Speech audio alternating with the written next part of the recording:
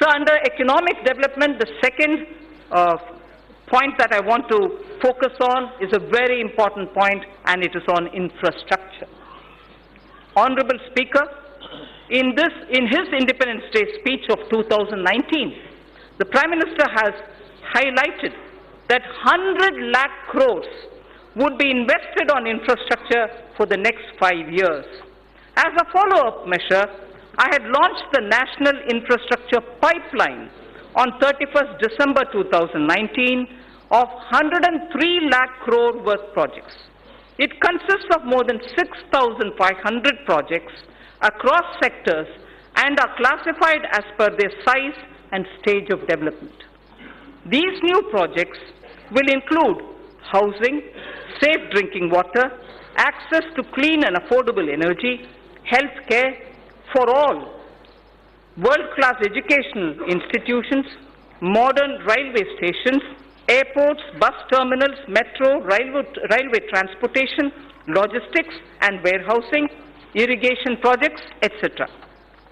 The National Infrastructure Pipeline envisions improving the ease of living for each and every individual citizen in the country. It will also bring in generic and sectoral reforms in development, operation and maintenance of these infrastructure projects. A huge employment opportunity exists for India's youth in construction, operation and maintenance of infrastructure.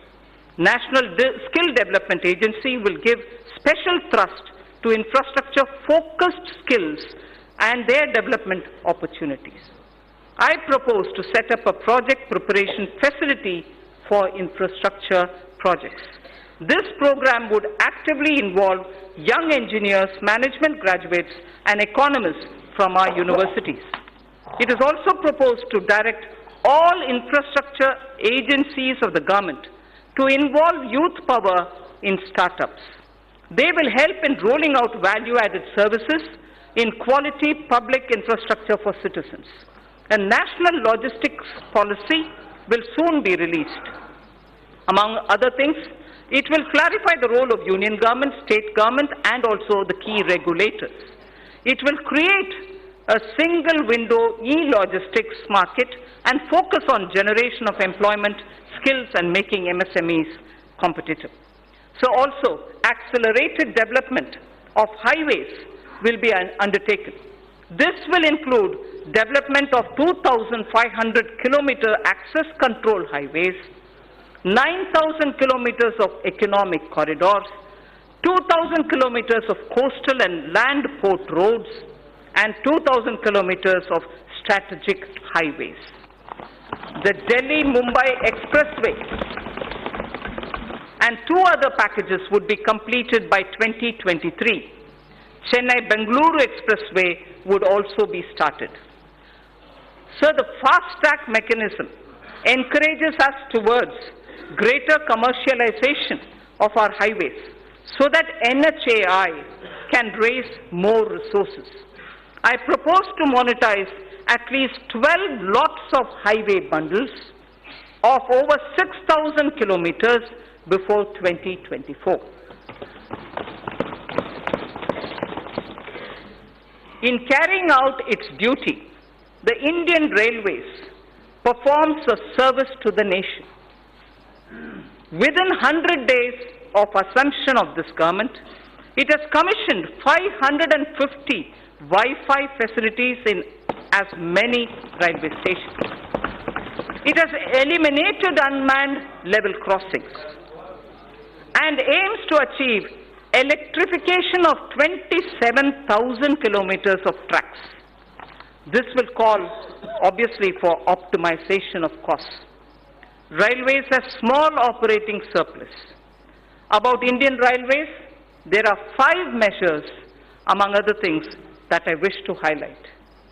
Setting up a large solar-powered capacity. Setting up a large solar power capacity alongside the rail tracks on the land owned by railways. A proposal is under consideration. 4 station redevelopment projects and operation of 150 passenger trains would be done through PPP mode. The process of inviting private participation is underway. More Tejas-type trains will connect iconic tourist destinations. High-speed train between Mumbai and Ahmedabad would be actively pursued.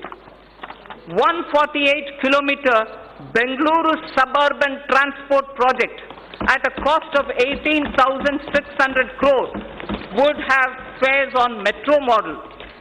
Central government would provide 20% of the equity, and it will also facilitate external assistance up to 60% of the project cost. Sir, our seaports need to be more efficient.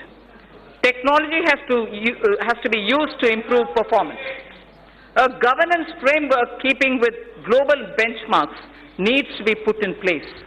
This government would consider corporatizing at least one major port and subsequently its listing on the stock exchanges.